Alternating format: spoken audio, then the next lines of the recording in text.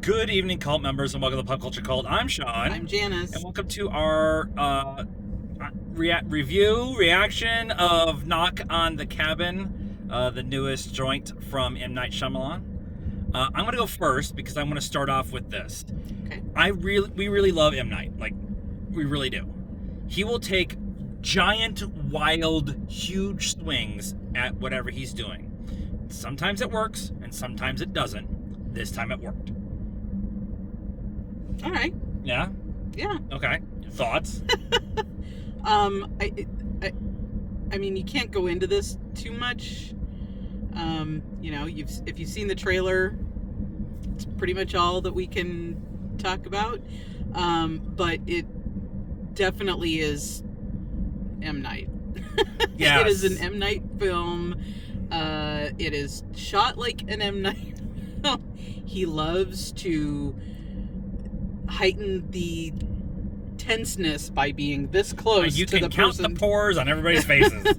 You're like, I'm very uncomfortable. I know that's how you're supposed to feel, but I mean, I just watched Old like a week or so ago.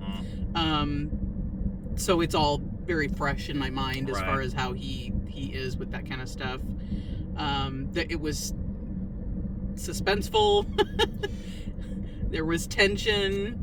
I like the way that he, particularly in this movie, he did it with Signs.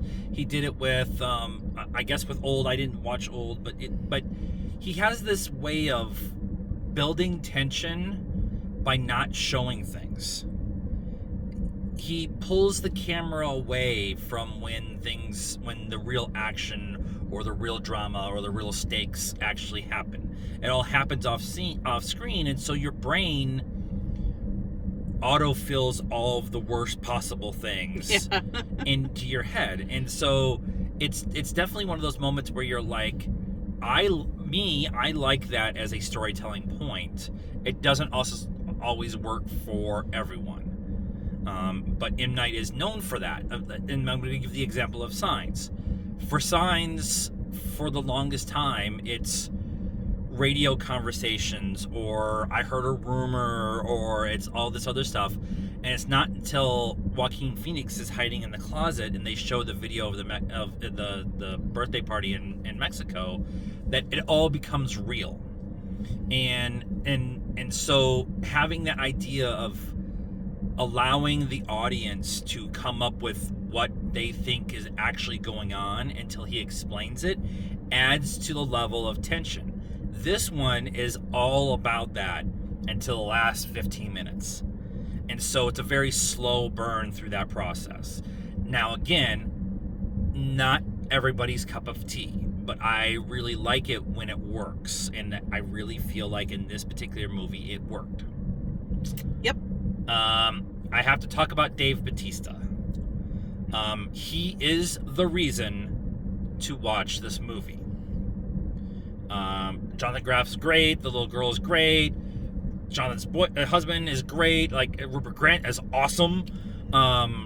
Showing a huge difference from what you've probably seen him from. Yeah. Although we watched Snatch, and he was great in Snatch too. Yeah. So he's just a really good actor. But Dave Bautista showed that what people have said, that he is the best actor who was once a wrestler, is true. I love John Cena, and John Cena is great in Peacemaker, and he has some great emotional scenes.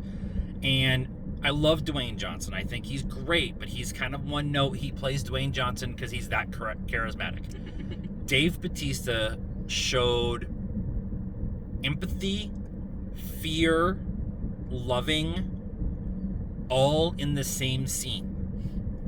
And there's a handful of people on this planet who can do that. He just happens to be 6'3" and 280 pounds of pure muscle and tattoos. I think they might have actually added some tattoos for this. I know he's gotten some new ones recently, so I'm just going with that.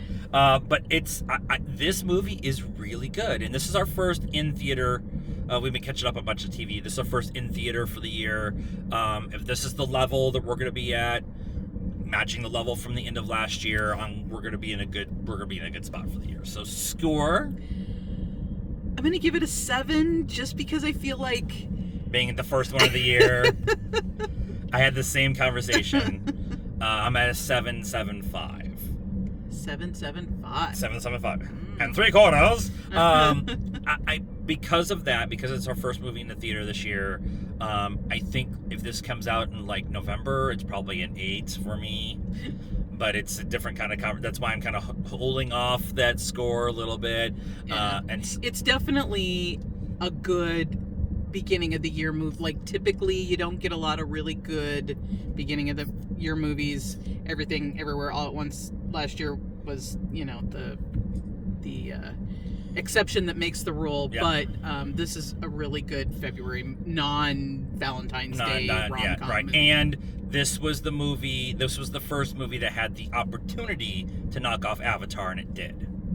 So Yes. So it just to kind of give you an idea of the hype is real, even though we're a week behind on seeing it. The hype is real on this. So definitely, if you like that kind of suspenseful, slow burn kind of idea, this is the movie for you. So let us know when you see it what you thought of the movie and our reaction review to it in the comments down below. Please be nice. That's a requirement around here. Like this video, subscribe to the channel, hit the bell for notifications, follow us on all social media stuff, Facebook, Instagram, Twitter, and TikTok. Links are in the description down below. And until next time, cult members, good afternoon, good evening, and good night now.